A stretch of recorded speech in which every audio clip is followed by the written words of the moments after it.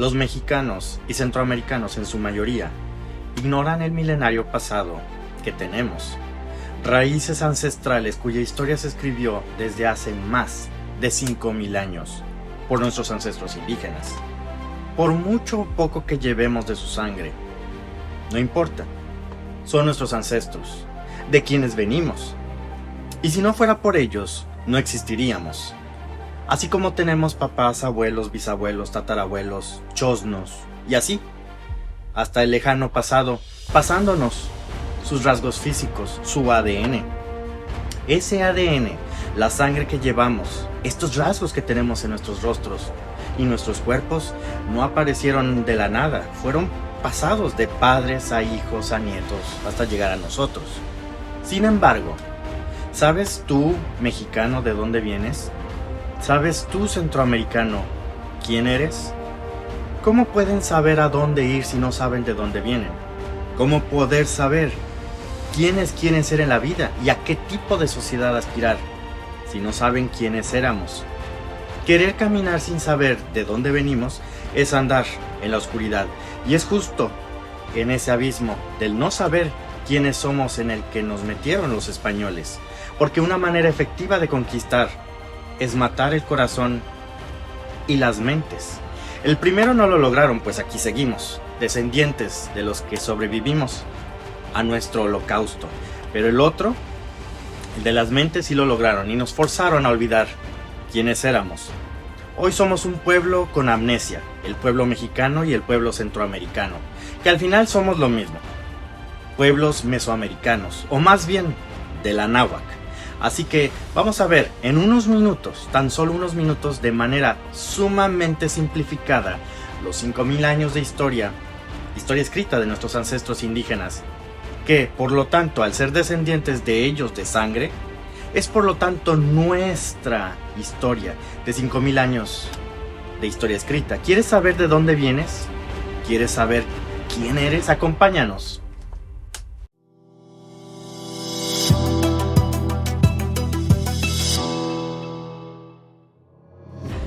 Los países de México, Guatemala, El Salvador, Belice, Honduras, Nicaragua y Estados Unidos antes no existían. Todo ese gran territorio que nuestros ancestros llamaban Anáhuac estuvo habitado por decenas de miles de años en lo que se llama prehistoria, o sea, antes de la historia escrita. Y así estuvieron hasta que los primeros en crear la civilización en este territorio fueron los olmecas. Al crear un sistema de escritura y comenzar a escribir, los olmecas comienzan lo que se llama historia escrita. Esto sucedió hace poco más de 5000 años. Los olmecas crearon grandes ciudades, sistemas políticos, leyes, arte, matemáticas y el calendario mesoamericano tan famoso. La región principal de las naciones olmecas estaba en el sur de Veracruz y Tabasco. A través del comercio, expandieron sus dominios hacia lugares más lejanos. Por ejemplo, la ruta del jade, principal ruta olmeca de comercio exterior, los llevó a otros territorios, y por Centroamérica llegaron hasta Costa Rica. Se crearon más ciudades que servían como centros aduaneros para el control del comercio. También se extendió la ciencia y espiritualidad de los olmecas a otros lugares. Por otro lado, la cultura chupícuaro existió al mismo tiempo que los olmecas en lo que hoy es Guanajuato y noreste de Michoacán, donde controlaban las rutas comerciales de ríos, lagos y crearon hermoso arte sin duda. Igual, al mismo tiempo, la cultura de Cuicuilco estaba en el sur del Valle de México y la cultura de Tlatilco en el norte del Valle de México y Estado de México.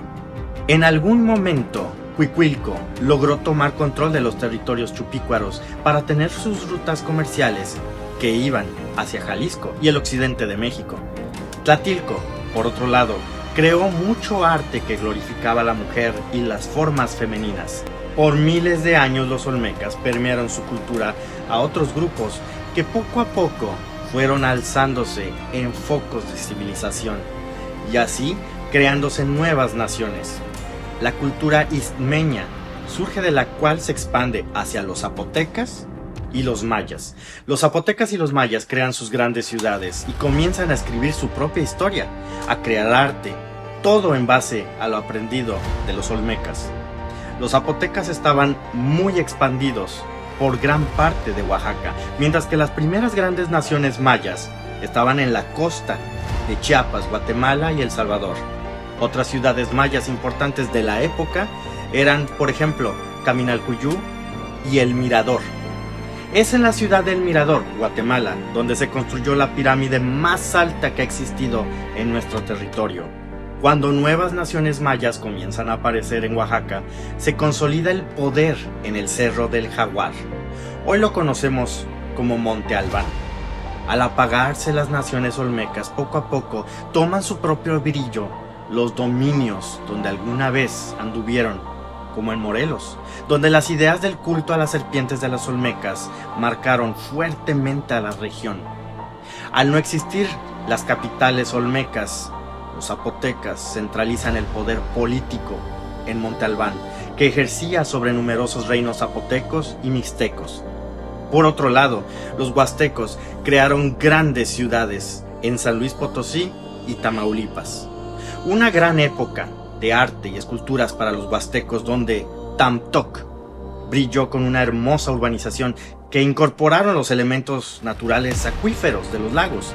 Las antiguas ciudades mayas disminuyen frente a las nuevas y grandiosas capitales mayas de Tikal y Calakmul. De hecho, Tikal y Calakmul se convierten en las superpotencias mayas, y otras grandes ciudades mayas importantes eran Palenque, Caracol, Naranjo, Yaxchilán, Piedras Negras, Toniná. Lejos de ahí, el poderío que había alcanzado Cuicuilco terminó tras 2 erupciones volcánicas. Los sobrevivientes y otras naciones satélites se trasladaron lejos de ahí, por el miedo a los volcanes, y se refugian en Teotihuacán, convirtiéndola rápidamente en una superpotencia. Teotihuacán logra su expansión por medios comerciales militares, llegando hasta Jalisco al occidente, a Tamaulipas al norte, así como habían hubs comerciales aduaneros, como La Quemada, en Zacatecas, donde fluía el comercio entre la náhuatl y las naciones indígenas del norte de Estados Unidos y Canadá. Así también quería Teotihuacán controlar el flujo comercial hacia Colombia y Perú, y la única forma era tomando una de las superpotencias mayas, las cuales estorbaban a la ciudad de Teotihuacán en el camino hacia Sudamérica. El gobernante teotihuacano, Búho Lanzadardos, manda a su general, Fuego Naciente, a tomar la superpotencia maya, Tikal.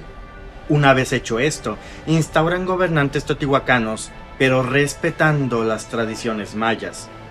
De Tikal, Teotihuacán se expandió hasta Honduras, donde refunda la ciudad de Copán, con el gran gobernante teotihuacano, Quinish-Yaxcucmo, el cual no obligó a su pueblo a asimilarse a las maneras teotihuacanas, sino que Quinish-Yaxcucmo se asimiló a la cultura maya.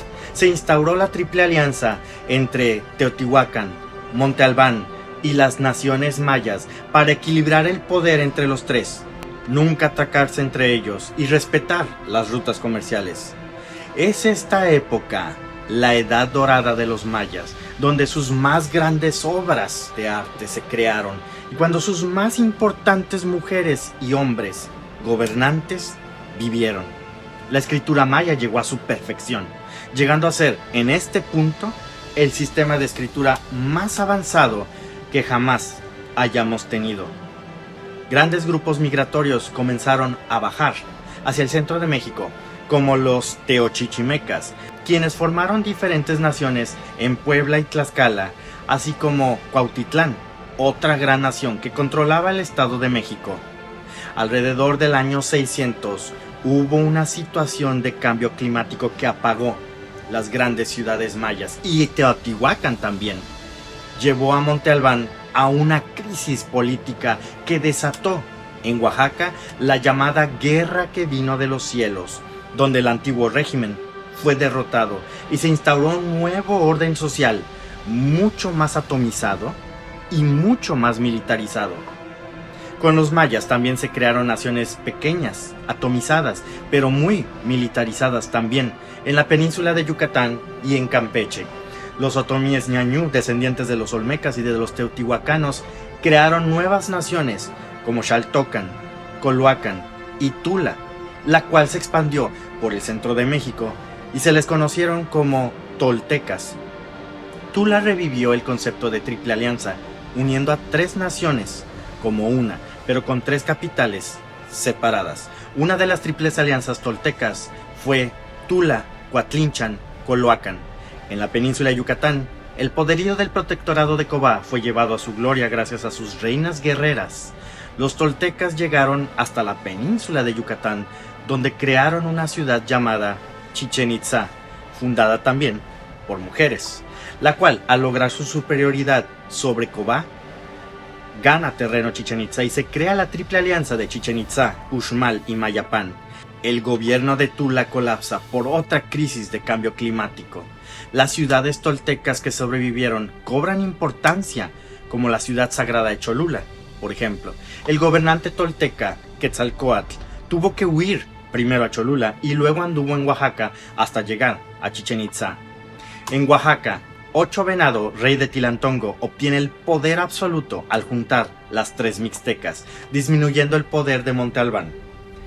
Más grupos migratorios llegan al centro de México. Los chichimecas, liderados por Xolotl y su esposa, Tomillao, establecen el imperio chichimeca, con capital en Tenayuca.